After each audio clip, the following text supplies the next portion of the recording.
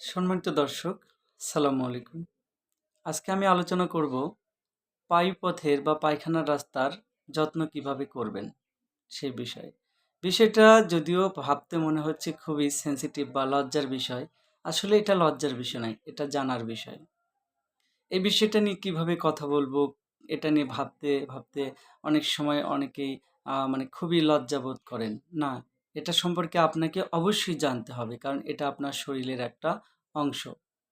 এই বিষয়ে আপনি আপনার সন্তান, স্ত্রী, কন্যা এদেরকে অবশ্যই জানান। কারণ শরীরের প্রত্যেকটা অঙ্গেরই যত্ন নেওয়া খুবই গুরুত্বপূর্ণ। আপনি যে পরিমাণ আপনার সৌন্দর্য বৃদ্ধি করার জন্য ত্বকের যত্ন নিচ্ছেন, চুলের যত্ন নিচ্ছেন, চোখের যত্ন নিচ্ছেন, দাঁত কানের যত্ন নিচ্ছেন, ঠিক ঐরকমই আপনার যে প্রাইভেট পার্ট আছে সেগুলোর যত্ন নিতে হবে।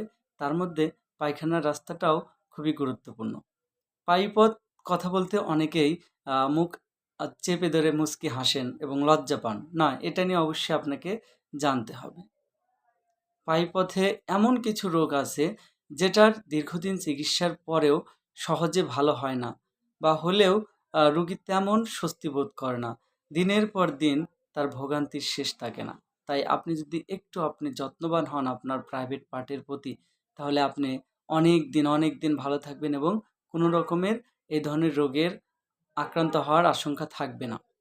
পায়ুপথে সাধারণত যে সকল রোগ হয়ে থাকে, বিশেষ করে anal fisher, fistula, piles, gauge এই ধরনের মারাত্মক রোগের আ আক্রান্ত হওয়ার আশঙ্কা থাকে। তার জন্য কিভাবে আমাদের পায়ুপথের যত্ন নিতে হবে এটা নিয়ে জানা সকলেরই দরকার। চলুন প্রথমে জেনে নেব যে পায়ুপথ ভালো রাখার জন্য আপনাকে অবশ্যই পরিষ্কার পরিচ্ছন্ন থাকতে হবে। অনেকে আছেন পরিষ্কার পরিচ্ছন্ন বলতে যে শুধু গোসল করলাম আর টয়লেটের পরে ভালো করে ওয়াশ করলাম, এটাই পরিষ্কার না। পরিষ্কারটা এরকম, আপনি যখন গোসল করে আসলেন তখন আপনি গোসলের শেষে আপনার পায়ুপথটা যেন শুকনো থাকে, সেজন্য আপনাকে নরম তোয়ালে দিয়ে ভালো করে এভাবে সফট করে মুছতে হবে, যাতে ওখানে কোনো রকমের ঘষাঘষি বা ডলাডলি করা যাবে না। কারণ ওই জায়গার মাংস খুবই নরম, এটা সহজেই ছিলে যেতে পারে। তারপরে গোসলের পরপরই অবশ্যই আপনাকে অন্তর্বাস অথবা আন্ডারওয়্যার পরা যাবে না। ওই জায়গাটা শুকানোর পরে আপনাকে প্যান্ট অথবা আন্ডারওয়্যার বা অন্তর্বাস পরতে হবে। শরীরের অন্যান্য জায়গার যেমন গুরুত্ব, এখানে কোনো অংশে কম নয়। তাছাড়া আরেকটা বিষয় খেয়াল রাখবেন, সেটা হলো আপনার ওখানে কোনো রকমের সাবান লাগানো যাবে না। হ্যাঁ, লোশন দেওয়া যাবে, সেটা হচ্ছে ওয়াটার ওয়াটার পেস্ট লোশন আপনি ব্যবহার করতে পারেন। বাথরুম যেন কোনো ক্রমেই কষা না হয়। কনস্টিপেশন বা কোষ্ঠকাঠিন্য অনেকটা পায়খানার রাস্তার জন্য ক্ষতিকর। এজন্য আপনাকে অবশ্যই চিকিৎসা নিতে হবে, যাতে কোনো ক্রমে পায়খানার রাস্তায় প্রেসার পড়ে পায়খানার রাস্তা ফেটে বা ছিঁড়ে না যায়। পায়খানা কষা হলে দ্রুত ডাক্তারের শরণাপন্ন হন অথবা ঘরোয়া টিপস ফলো করুন।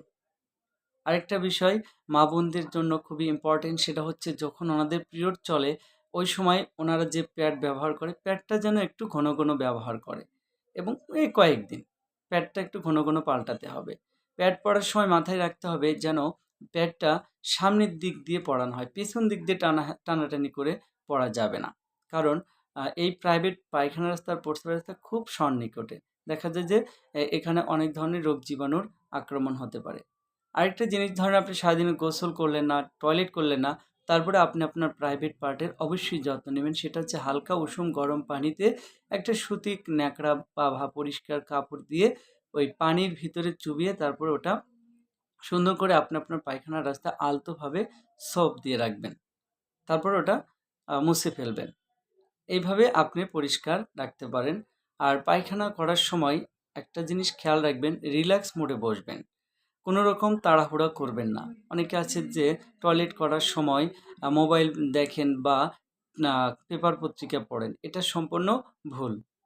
বাথরুম করার সময় আপনার অ্যাটেনশনটা অবশ্যই একটার দিকে কাজ করতে হবে এবং বসার সময় ২ হাঁটুর উপরে আপনার ২ কোণই লাগিয়ে রিল্যাক্স মোডে বসবেন, যাতে আপনার পায়খানার রাস্তাটা রিল্যাক্স হয়। প্রাকৃতিকভাবে যেন আপনার স্টুলটা চলে আসে এবং কোনো রকমের চাপাচাপি বা জোরে কোদ দেওয়া যাবে না। সময় ধরে টয়লেট করুন এবং খাবার দাবারের মধ্যে একটু নিয়ম করে চলুন যাতে পায়খানা কষা না হয়। ধন্যবাদ সবাইকে।